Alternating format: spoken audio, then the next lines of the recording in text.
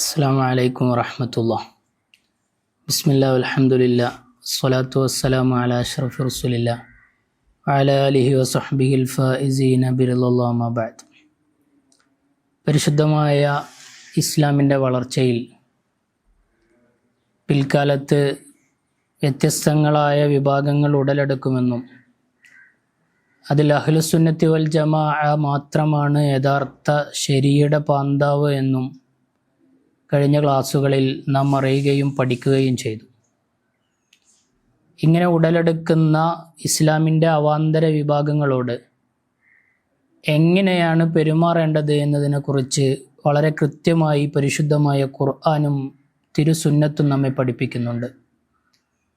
സൂറത്തുൽ അൻആമിൻ്റെ 159 വചനം, ഇന്നല്ലദീന ഫറഖൂ ദീനഹും വകാനൂ ശിയഅൻ ലസ്ത മിൻഹും ഫീ ഷൈഇൻ ഇന്നമാ അംറുഹും ഇലല്ലാഹി സുമ്മ യുനബ്ബിഉഹും ബിമാ കാനൂ യഫ്അലൂൻ എന്ന ആയത്ത് നമ്മെ പഠിപ്പിക്കുന്നതും ഇതേ കാര്യമാണ്. പരിശുദ്ധമായ ദീനിൽ ഭിന്നത കൊണ്ടുവരുന്നവർ ലസ്ത മിൻഹും ഫീ ഷൈ, നബിയെ അവരോട് തങ്ങൾക്ക് യാതൊരുവിധ ബന്ധവുമില്ല എന്ന് പരിശുദ്ധമായ ഖുർആൻ അസന്നിഗ്ധമായി പ്രഖ്യാപിക്കുകയാണ്. ഈ ആയത്തിനെ വിശദീകരിച്ചുകൊണ്ട് മഹാനായ ഇമാം ഖുർത്തുബി റളിയല്ലാഹു അൻഹു തൻ്റെ തഫ്സീറിൽ കൊണ്ടുവരുന്ന ഒരു ഹദീസ് കാണാം. മഹാനായ ഉമർ റളിയല്ലാഹു അൻഹു ഉദ്ധരിക്കുന്നു, നബി സല്ലല്ലാഹു അലൈഹി വസല്ലമ തങ്ങൾ തൻ്റെ പ്രിയ പത്നി ആയിഷ റളിയല്ലാഹു അൻഹയോട് പറയുകയാണ്, ഇന്നല്ലദീന ഫറഖൂ ദീനഹും വകാനൂ ശിയഅൻ ഇന്നമാ ഹും അസ്ഹാബുൽ ബിദഇ വഅസ്ഹാബുൽ അഹ്വാഇ വഅസ്ഹാബുൽ ളലാലത്തി ഹാദിഹിൽ ഉമ്മ. ഈ ആയത്തിൽ ഭിന്നത കൊണ്ടുവരുന്നവർ എന്നതുകൊണ്ട് ഉദ്ദേശിച്ചത് പുത്തൻ പ്രസ്ഥാനക്കാരും പിഴച്ചവാദക്കാരുമാണ്.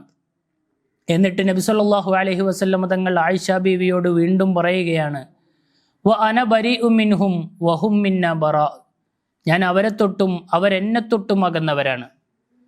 പുതിയ വാദവുമായി പരിശുദ്ധമായ ദീനിൽ കടന്നു വരുന്നവരെ കുറിച്ച് നബി സല്ലല്ലാഹു അലൈഹി വസല്ലമ തങ്ങൾ ഞാൻ അവരിൽ നിന്ന് അകന്നവനാണെന്ന് നബി സല്ലല്ലാഹു അലൈഹി വസല്ലമ തങ്ങൾ പ്രഖ്യാപിക്കുന്നു.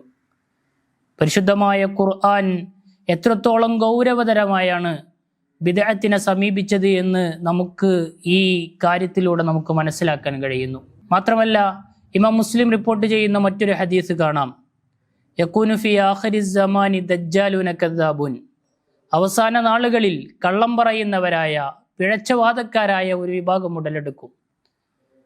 യഅ്തൂനകും മിനൽ അഹാദീസി ബിമാ ലം തസ്മഉ അൻതും വല ആബാഉകും, നിങ്ങളോ നിങ്ങളുടെ പിതാമഹന്മാരോ കേൾക്കാത്ത പുതിയ വർത്തമാനങ്ങളുമായി കടന്നു വരുന്നവരാണവർ. ഇയ്യാകും വഇയ്യാഹും, നിങ്ങൾ അവരെ തൊട്ട് സൂക്ഷിച്ചു കൊള്ളണം. ലാ യുളില്ലൂനകും വലാ യഫ്തിനൂനകും, അവർ നിങ്ങളെ പിഴപ്പിക്കുകയോ ഫിത്നയിലാക്കുകയോ ചെയ്യപ്പെടരുത് എന്ന് നബി സല്ലല്ലാഹു അലൈഹി വസല്ലമ തങ്ങൾ പുതിയ പ്രസ്ഥാനക്കാരെ പുത്തൻവാദികളെ തൊട്ട് നമ്മെ സൂക്ഷിക്കാൻ വേണ്ടി പ്രേരിപ്പിക്കുകയാണ്. പരിശുദ്ധമായ അഹ്ലുസുന്നത്തിന്റെ യഥാർത്ഥ വഴികളിൽ ഭിന്നതയും ഛിദ്രതയും ഉണ്ടാക്കിയ ആളുകളെ തൊട്ട് അകന്നു നിൽക്കാൻ പരിശുദ്ധമായ ഖുർആനും തിരുസുന്നത്തും നമ്മോട് കൽപ്പിക്കുകയാണ്.